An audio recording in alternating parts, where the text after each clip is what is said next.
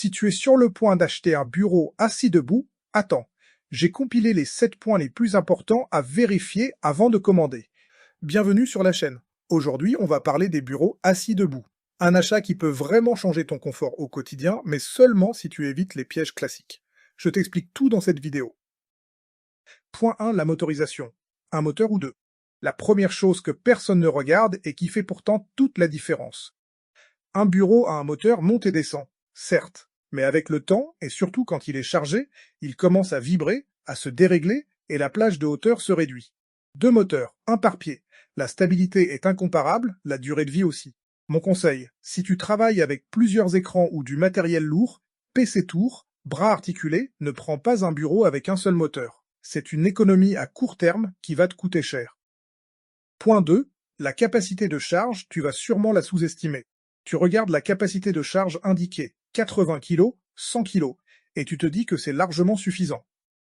La règle additionne tout ce que tu vas poser dessus, puis ajoute une marge de 30%. Travailler au-delà de la capacité recommandée ne fait pas forcément planter le bureau immédiatement, mais ça détériore les moteurs et le cadre. Point 3. La plage de hauteur adaptée à ta morphologie. C'est le critère le plus personnalisé et le plus souvent bâclé dans les fiches produits. La hauteur idéale debout, c'est coude à 90 degrés quand tu es debout droit, bras le long du corps. La hauteur idéale assis, c'est idem, assis bien droit sur ta chaise. Formule rapide, pour quelqu'un de 1m70, la hauteur debout est autour de 105 cm. Pour 1m90, on est à environ 120 cm. Vérifiez que la plage haute du bureau couvre votre hauteur plus 5 cm. Point 4, la stabilité, le fameux test du wobble. Wobble, c'est le balancement latéral du bureau. C'est le défaut le plus fréquent à mi-hauteur. Ce qui cause le wobble, pied trop fin, cadre en acier de mauvaise qualité, absence de renforts transversaux, jeu mécanique dans le système télescopique. Point 5, la vitesse de montée, ennemi invisible de l'utilisation. Si ton bureau met 25 secondes pour monter de la position assise à la position debout, tu peux trouver ça pénible. Tu vas hésiter à changer de position. La référence. Une bonne vitesse se situe entre 35 et 50 mm/s.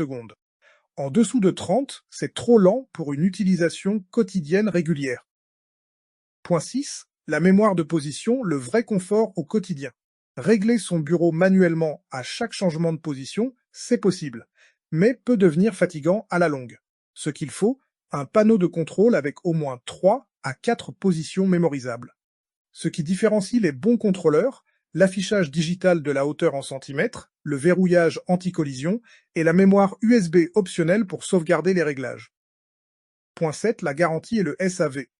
La réalité, un bureau assis debout électrique, c'est un mécanisme avec des moteurs, des câbles, une électronique. Sur 3 à 5 ans d'utilisation, des problèmes peuvent parfois arriver, ce qui distingue les bons vendeurs Amazon.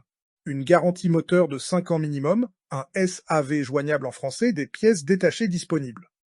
Les marques qui passent ce test dans ma sélection, Flexispot, Songmix, Dextronic. Leurs liens sont en description. Voilà, tu as maintenant les 7 critères qui font vraiment la différence sur un bureau assis debout. J'ai mis en description les liens vers les modèles que je recommande pour chaque profil. Budget serré, milieu de gamme et premium.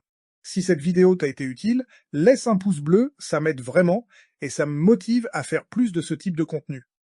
Merci d'avoir regardé et à bientôt.